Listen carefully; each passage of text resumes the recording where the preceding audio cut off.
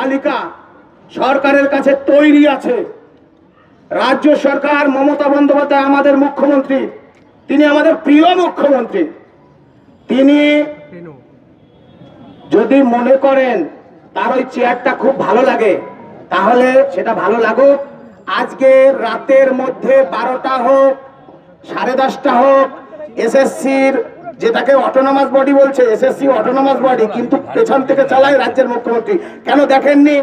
নোটিফিকেশনের বিষয় নবান্ন থেকে প্রেস কনফারেন্স করে বলেছিল। আমাদের বক্তব্য হচ্ছে আজকের রাত 12টার মধ্যে untainted teacher and non teaching staff তাদের তালিকা প্রকাশ করতে হবে। আর অন্যথায় যারা নেতৃত্ব আছে, আমাদের চিন্ময় বাবু, মেহবুবদা, মিন্ময়দা, রবিউল, কৃষ্ণগোপাল, আরো সুমিতব সরকার সহ আরো যারা আছেন শিক্ষাকর্মীরা, সকলকে নমস্কার। আমরা একযোগে এক হয়ে আজকে লড়ছি। যোগ্য তালিকা দিন, আমাদেরও কলঙ্কের হাত থেকে মুক্তি দিন, যোগ্যদের চাকরি ফেরত দিন।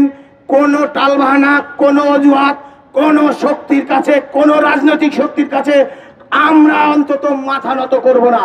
এটা আমাদের বক্তব্য। 22 লক্ষ ওএমআর প্রকাশ, ওএমআরের ভিত্তিতে যোগ্য তালিকা দিন। আর মাঝখানে ডান দিকে বাদিকে কোনো সেন্টেন্স নেই। পরীক্ষা 10 বছর পর মানছি না, মানব না, একটা লাইনও বলবো না পরীক্ষা নিয়ে। এইটুকুই বলার। মাননীয় মুখ্যমন্ত্রী, আমাদের যোগ্য তালিকা দিন। এই জায়গা আমরা ছাড়ছি না, ছাড়বো না। পরীক্ষা মানছি না, মানবো না। মেহবুব ভাই, আপনারা কি অবস্থানে বলছেন? অ্যাকচুয়ালি সবাই কি হয়েছে আজকে? প্রথমত আমি অনেক পরে গিয়েছি, যাওয়ার কথাও ছিল না আমার। আজকে কি হয়েছে বলো? চিফ সেক্রেটারি বেরিয়ে গেছিলেন, এডুকেশন সেক্রেটারি ছিলেন। বারবার বাক বিতণ্ডা চলছে আমাদের সঙ্গে। ওনারা বারবার একটা জায়গায় এড়িয়ে যেতে চাইছেন, যোগ্যদের লিস্ট পাবলিশ। ওনাদের একটাই বক্তব্য, যদি সুপ্রিম কোর্ট বলে তাহলে আমরা ওখানে দিয়ে দেব। আমাদের প্রশ্ন ছিল আমাদের চাকরি থাকুক বা না থাকুক সেটা আপনাদের, কারণ ওনারা বলছেন যে তোমরা যদি বলো যে লিস্ট পাবলিশ করতে, ওএমআর পাবলিশ করতে, তাহলে তোমরা ড্রাইভার, আমরা প্যাসেঞ্জার হয়ে যাব, আর গাড়ি যদি উল্টায় তার দায় তোমাদের। এরকম, অর্থাৎ তারা দায়টা আমাদের উপর ঠেলছে। যদি লিস্ট পাবলিশ হয় তার দায়, এবং তার ক্ষেত্রে যদি কোনো দুর্ঘটনা ঘটে রিভিউতে, তাহলে তার দায় নাকি আমাদের। দুর্নীতির দায়টা আমাদের নয় তো।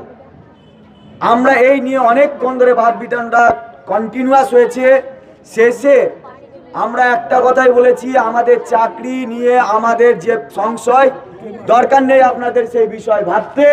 আপনারা ইমিডিয়েট লিস্ট পাবলিশ করুন, এখনই লিস্ট পাবলিশ করুন, আমরা ওয়েট করছি। আপনাদের চাকরি যদি এই লিস্ট পাবলিশ করার জন্য আমার গাড়ি উল্টেও যায় তো যাবে। আমরা এটাও বলেছি দরকার নেই, ঠিক আছে, আপনি লিস্ট পাবলিশ করবেন না, করার দরকার নেই, ঠিক আছে। তাহলে আপনি এক কাজ করুন, প্রত্যেককে এফিডেভিট দিন। প্রত্যেকটা ক্যান্ডিডেট আমরা এফিডেভিট দিচ্ছি। ক্রিমিনাল অফেন্সে তাদের মামলা রুজু করা হোক। যদি কোনো কেউ, প্রত্যেককে এফিডেভিট দেবো আমরা।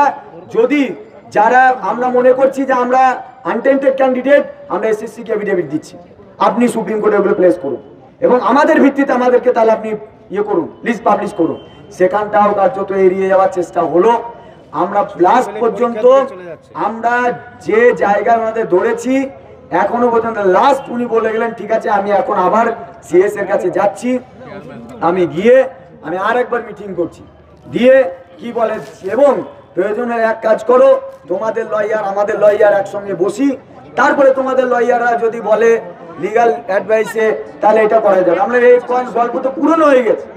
বারবার এই কথাটা আমরা বলেছি যে আপনারা বসুন। বিকাশ ভবনের সামনেও 7 দিন ধরে আমরা অপেক্ষা